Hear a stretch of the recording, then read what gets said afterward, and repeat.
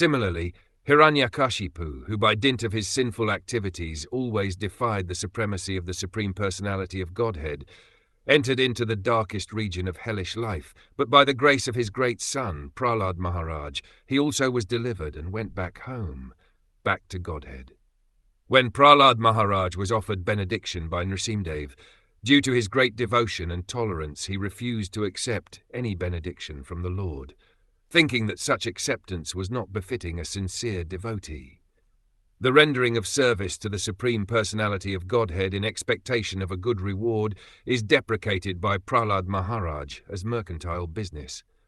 Because Prahlada Maharaj was a Vaishnav, he did not ask a benediction for his personal self, but was very affectionate toward his father. Although his father tortured him, and would have killed him had he himself not been killed by the Supreme Personality of Godhead, Prahlada Maharaj begged pardon for him from the Lord. This favor was immediately granted by the Lord, and Hiranyakashipu was delivered from the darkest region of hellish life, and he returned back home, back to Godhead, by the grace of his son. Prahlada Maharaj is the topmost example of a Vaishnav, who is always compassionate towards sinful persons suffering a hellish life within this material world.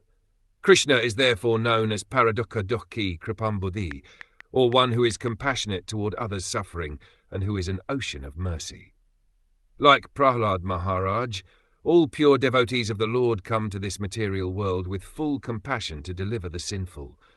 They undergo all kinds of tribulations, suffering them with tolerance, because that is another qualification of a Vaishnav who tries to deliver all sinful persons from the hellish conditions of material existence.